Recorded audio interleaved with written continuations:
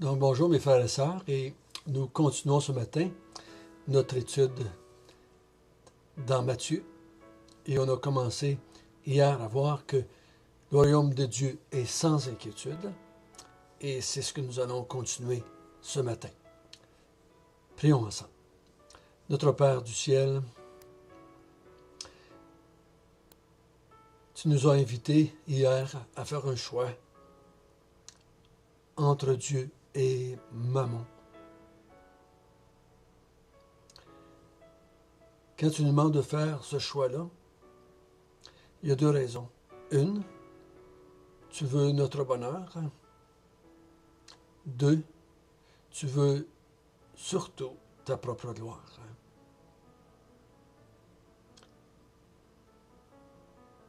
Choisir Mammon, c'est de te rejeter toi. Donc Seigneur, donne-nous de comprendre bien que nous avons été créés en tant qu'êtres humains pour être sous ta tutelle. Nous avons été créés pour te servir et te glorifier. C'est ainsi que notre vie va tomber en ordre, va avoir du sens. Nous allons prendre notre place dans ton grand plan, dans ton dessin, dans ta peinture, si je peux dire ça ainsi.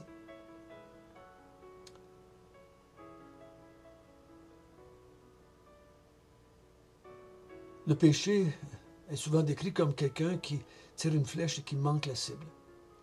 Mais Seigneur, quand nous t'avons comme maître, nous sommes au centre de la cible.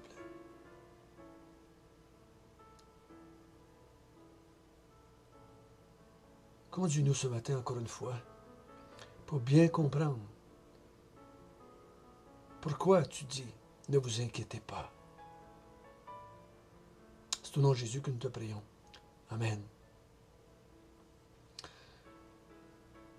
Donc hier, nous avons été invités à ne pas s'inquiéter et on a vu que l'inquiétude se manifeste dans le texte que nous venons de lire par le fait qu'on empile des trésors sur la terre.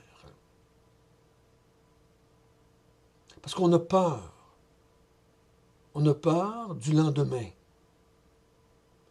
Comme je dis hier, Jésus n'est pas contre la sagesse de planifier notre vie, d'organiser notre vie et de prévoir que l'hiver arrive et qu'il faut amasser de la nourriture. C'est comme le gars qui a un travail saisonnier, donc il fait un peu plus d'argent durant la saison estivale, si son travail est estival, et il sait qu'il doit en mettre de côté parce que l'hiver, il ne travaille point. C'est sage. C'est pas ça dont on parle ici. L'inquiétude ici, c'est on s'inquiète pour ce qu'on ne sait pas. On s'inquiète pour ce qui pourrait arriver.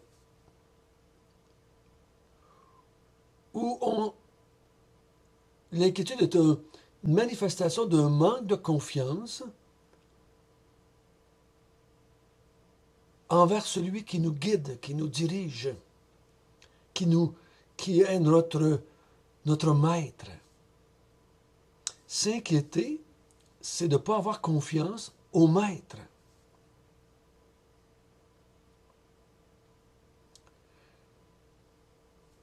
Et nous allons voir ce matin pourquoi Jésus nous dit de ne pas s'inquiéter. On sait comment faire pour empiler des trésors sur la terre. Mais Jésus nous a dit hier, amassez-vous des trésors dans le ciel. Comment on fait ça?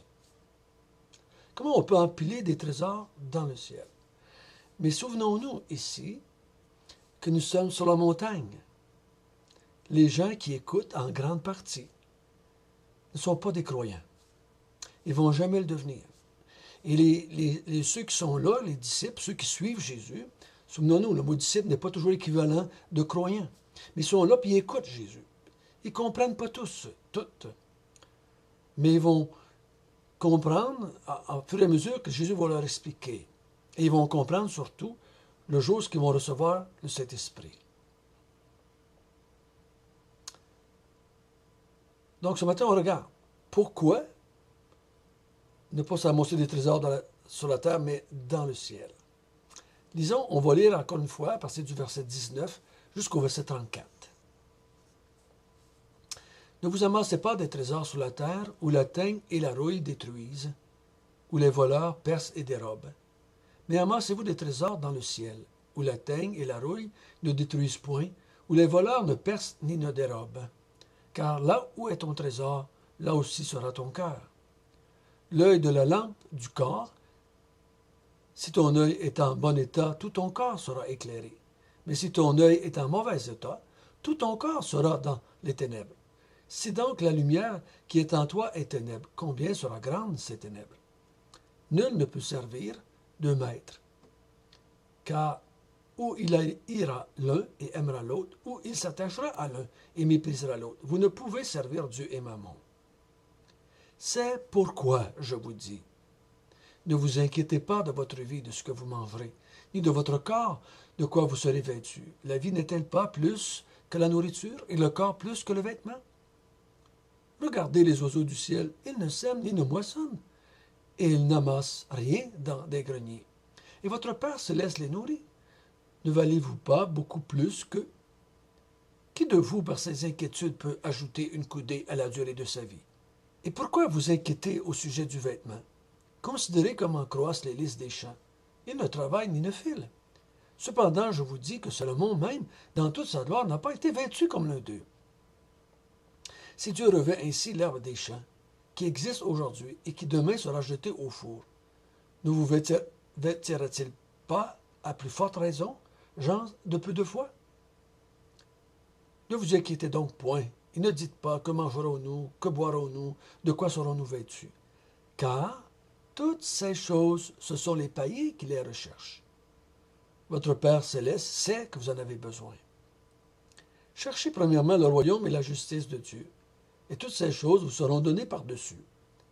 Ne vous inquiétez donc pas du lendemain, car le lendemain aura soin de lui-même, et chaque jour suffit sa peine.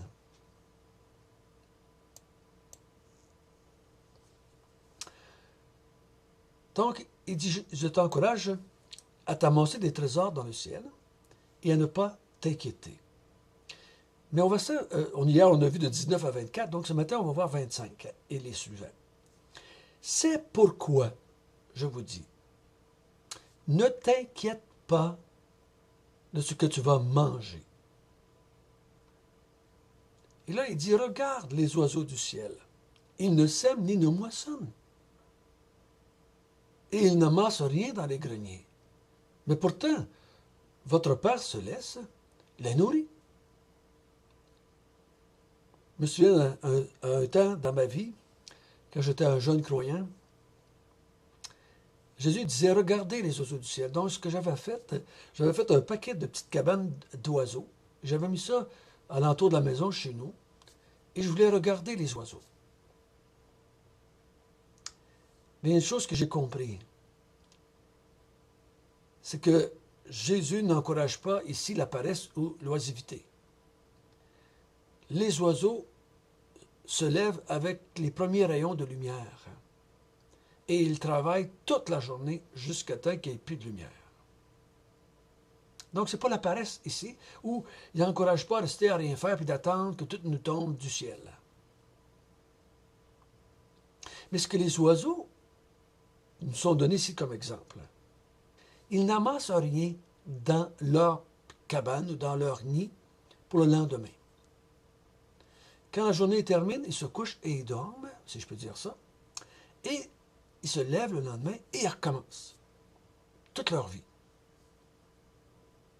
Donc Jésus n'est pas en train de dire « Soyez paresseux et faites rien, et attendez que Dieu vous en donne. » Mais il dit « Faites comme les oiseaux. Ils ne s'inquiètent pas. Et votre Père céleste, pourtant, les nourrit. »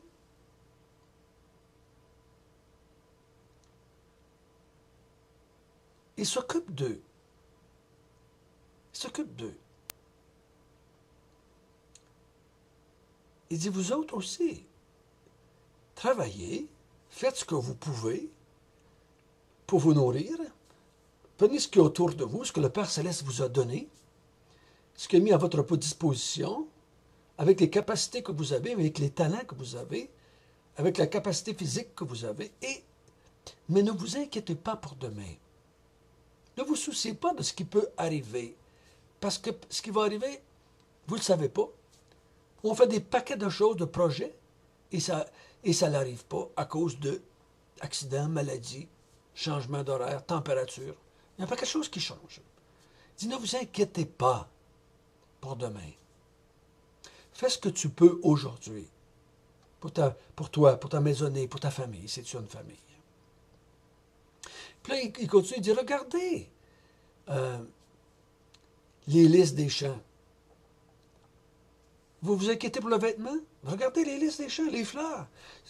Sont bien habillés, mieux que Salomon dans toute sa richesse. Dieu s'occupe des oiseaux et des fleurs. Ne va-t-il pas s'occuper de vous à plus forte raison? Vous êtes plus important que les oiseaux. Vous êtes plus important que les fleurs. Dieu va-t-il pas s'occuper de vous s'il s'occupe du pauvre petit oiseau et de la petite fleur? La réponse est bien oui, ça devrait, hein? Qui va s'occuper de son chien et ne pas prendre soin de ses enfants?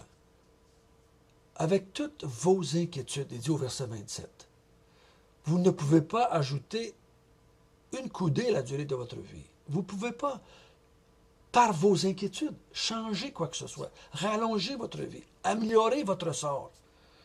Vous ne pouvez pas, par vos inquiétudes, changer l'avenir.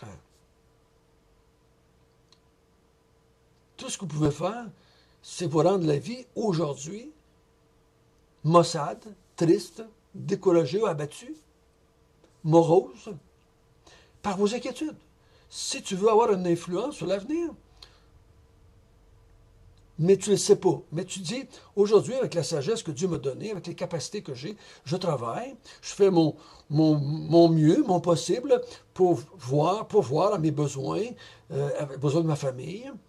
Et je planifie de mettre certaines économies pour pouvoir arriver au moment où mon auto va être brisée et je vais la réparer. Donc, on planifie, on fait un budget qu'on appelle. Hein? Mais mes inquiétudes, eux autres, changeront absolument rien. Ça ne veut pas dire qu'on ne fait pas un budget, ça ne veut pas dire qu'on ne planifie pas. On planifie avec ce qu'on pense qui peut arriver, avec ce qu'on croit qui va arriver, avec ce qui normalement arrive. Jusqu'à aujourd'hui, l'hiver arrive, ça s'en vient là. Hier, je commençais à me préparer pour ramasser mes feuilles. Là, je commençais à me préparer pour mettre mon souffleur sur mon tracteur, puis enlever la tondeuse, parce que l'hiver arrive, normalement.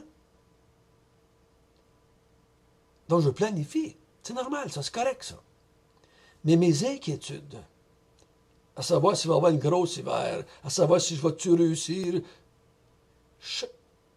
verset 32, excusez. Car toutes ces choses, ce sont les païens qui les recherchent. Oups! Est-ce que les non-païens, est-ce que sont ceux qui sont avec Dieu, ceux qui sont dans le peuple de Dieu, je ne recherche pas ces choses-là?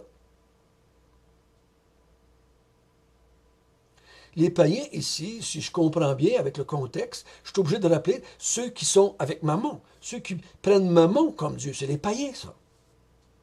Ceux qui s'inquiètent, ceux qui cherchent à empiler, ceux qui veulent contrôler, être le maître de leur vie ou donner à Mammon d'être maître de leur vie, c'est eux autres qui s'inquiètent pour les choses à manger ou à boire, ou les choses pour se vêtir. C'est les païens qui s'inquiètent avec leur mammon et leur richesse. Mais vous, votre Père céleste sait de quoi vous avez besoin. Il sait de quoi vous avez besoin. Si vous avez choisi Dieu pour maître et que vous voulez entrer dans son royaume et que vous êtes dans son royaume, tu n'as plus besoin de t'inquiéter. Pourquoi? Ton Père sait de quoi vous avez besoin. Comme un enfant se couche le soir et ne s'inquiète pas pour demain. Jusqu'à présent, il y a eu à manger. Il y avait une maison, il y avait des parents. Il ne s'inquiète pas. ça qu'on va dire des fois, il dort comme un bébé. Parce qu'il ne s'inquiète pas. Il dit, vous autres qui avez choisi le royaume de Dieu, vous autres qui avez choisi Dieu comme Père, comme Maître, ne vous inquiétez pas parce qu'il sait de quoi vous avez besoin. Attention, il n'est pas en train de dire, soyez paresseux, ne faites rien. Mais ne vous inquiétez pas. Là, il va nous dire,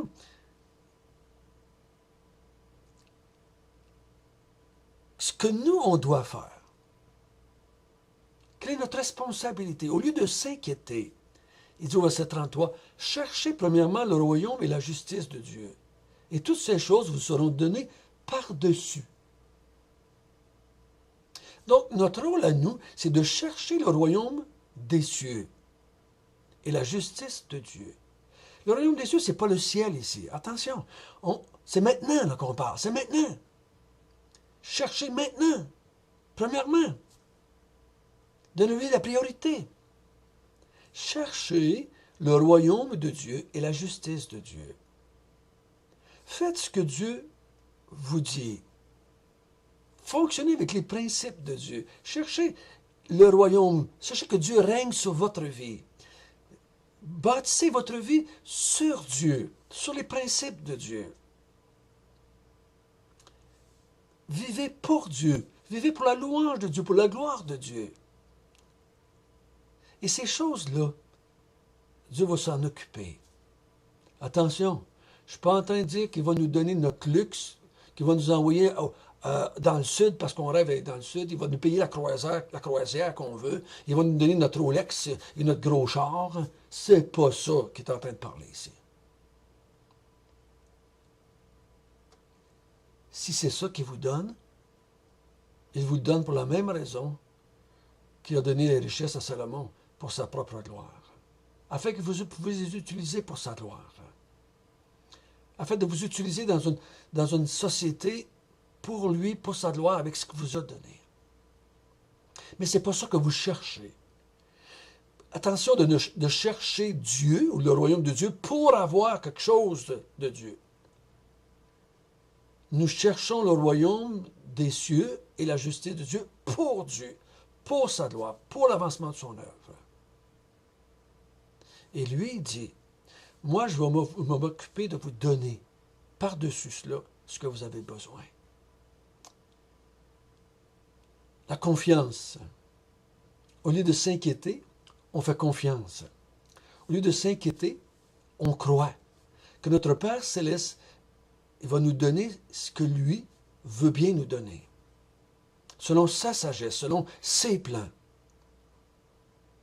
Et laissons-lui décider ce qu'il veut nous donner. Nous, on travaille, on fait ce qu'on peut, le mieux qu'on est, on planifie, on organise. Mais laissons Dieu. Il peut nous en donner plus qu'on pense. Il peut nous en donner moins qu'on pense. Mais c'est lui qui va prendre soin du lendemain. Nous, on s'occupe d'aujourd'hui. On fait ce qu'on peut aujourd'hui. Et lui va s'occuper du lendemain. Mais tout ce passage ici, c'est pour nous dire, rentre dans le royaume des cieux. Fais de Dieu ton maître. Cherche son royaume. Son royaume, c'est cherche qu'il règne sur toi, qu'il te dirige. Va vers lui pour que ton maître, pour qu'il te dirige, pour qu'il te conseille, pour qu'il te dise quoi faire. Marche dans la justice que lui veut. Et laisse-le décider du restant. Va pas vers Dieu pour essayer de contrôler ta vie par Dieu. Laisse Dieu contrôler ta vie. Laisse-lui décider ce qui va arriver demain. Toi, fais ce que tu peux aujourd'hui. Encore, je répète, je ne suis pas contre les budgets, je ne suis pas contre planifier, organiser. Mais Jésus est contre l'inquiétude. L'inquiétude est un manque de confiance dans notre Père céleste, dans notre Roi. Notre Père du ciel, aide-nous, aide-nous.